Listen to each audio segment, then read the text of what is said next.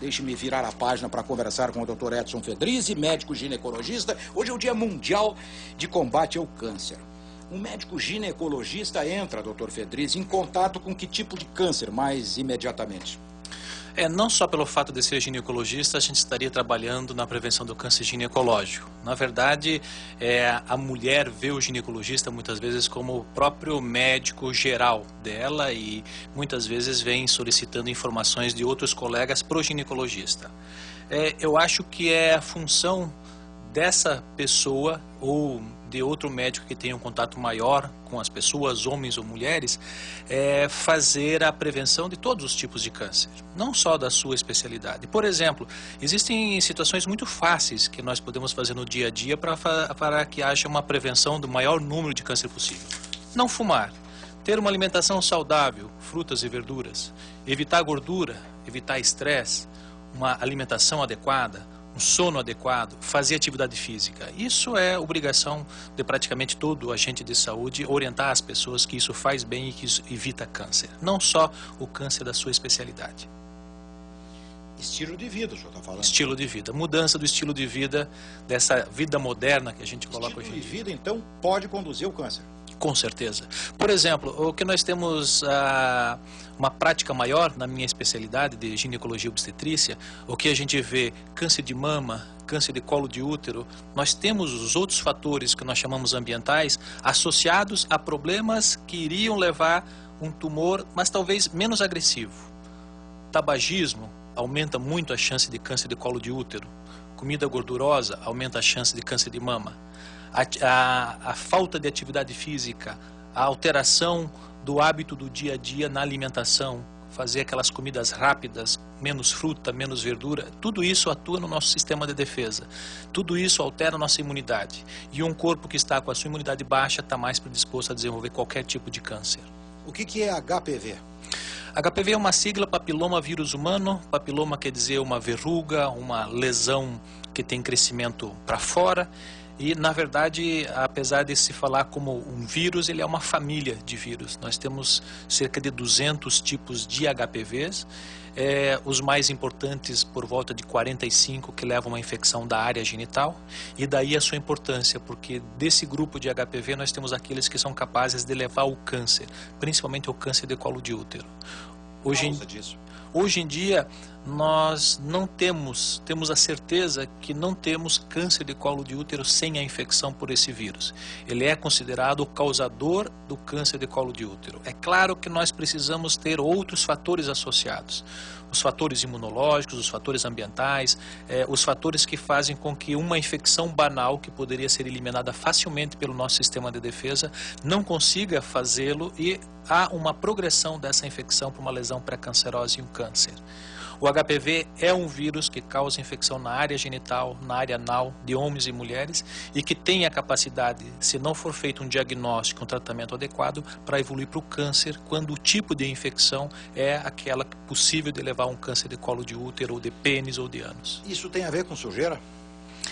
A falta de higiene está associada com todas as infecções.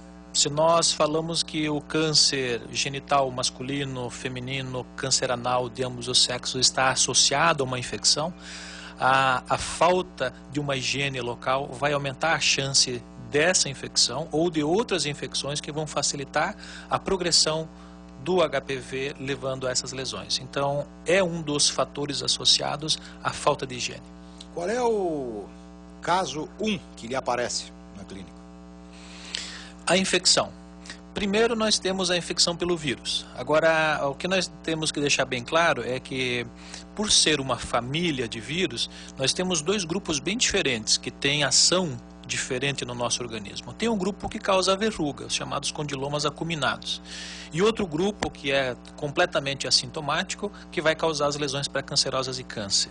O que nós vemos no dia a dia do consultório é pessoas, mulheres, às vezes o casal que vem com uma infecção pelo HPV, que causa uma lesão benigna, a verruga, desesperado porque leu ou ouviu alguém falar a associação de HPV e câncer.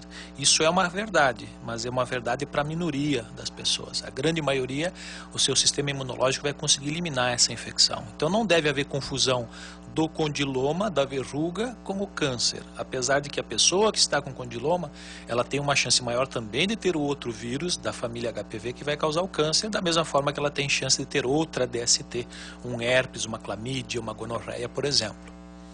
As mulheres, de um modo geral, estão informadas sobre isso, assim? Não. Você vê que nós temos um exame que não em todas as faixas sociais ou não apenas em algumas faixas sociais? O engraçado é que a gente pensa que a faixa social mais abastada teria mais conhecimento, e isso não é verdade. Não é? Não.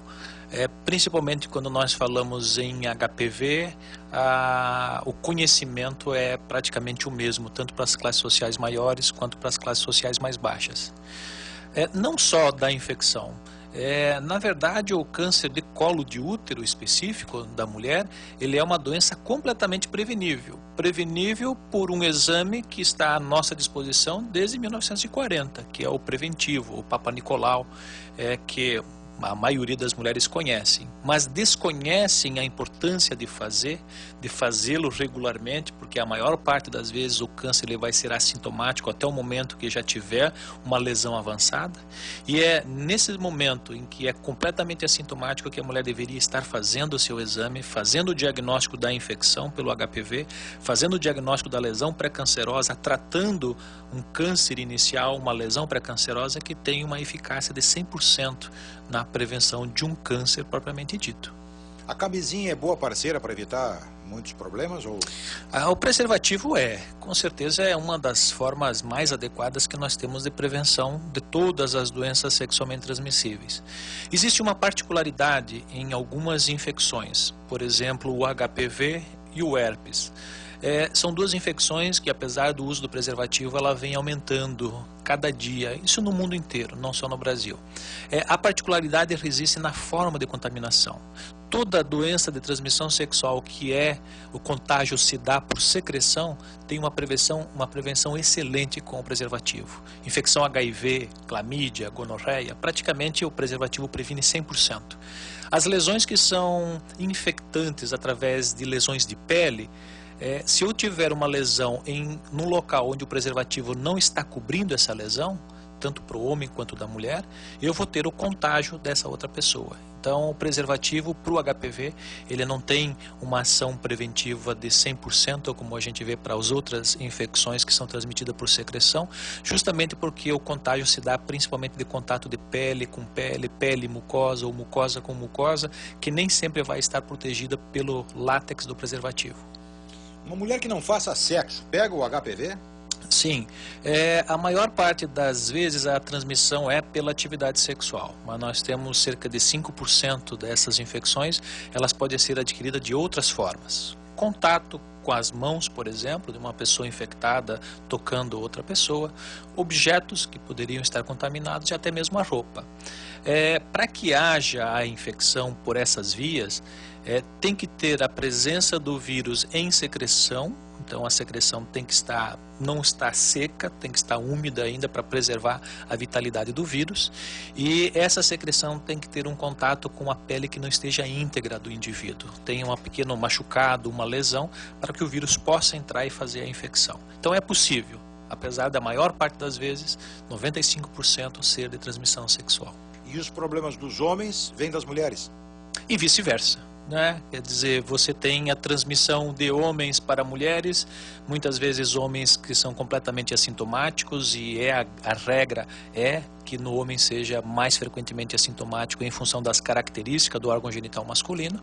A mulher é a que recebe o peso maior dessa infecção, mas a gente vê também o contrário, homens que acabam se infectando com as mulheres. Quer dizer, há uma troca entre ambos do vírus, e o mais fraco é que vai sofrer a repercussão dessa infecção. Ou seja, o que tiver o seu sistema imunológico mais debilitado é que vai ter as consequências maiores dessa infecção.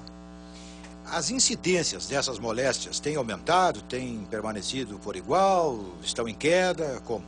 Não, tem aumentado. Para ter uma ideia, nós temos cerca de 630 milhões de pessoas infectadas no mundo inteiro com HPV. Se a gente fosse pegar só o Brasil, a estimativa que nós temos são de 10 milhões. 10 milhões de brasileiros infectados por esse vírus.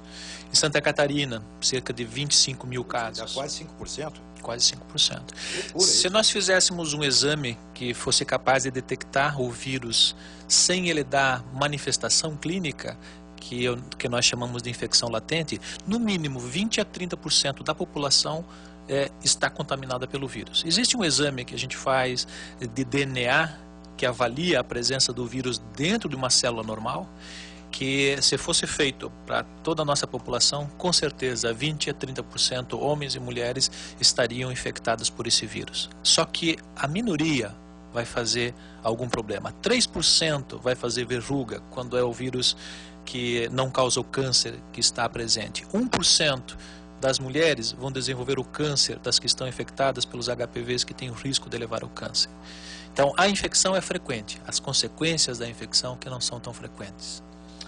Muito bem, 3 horas e 3 minutos e meio. Dr. Edson Fedrizzi, médico ginecologista, hoje é o Dia Mundial de Combate ao Câncer, veio conversar conosco. Em nome de todo o pessoal que lhe ouviu, com certeza, muito atentamente. Muito obrigado, Dr. Edson Fedrizzi. Obrigado também. Conversei com o médico Edson Fedrizzi às 3 horas da tarde, 4 minutos, Jorginho.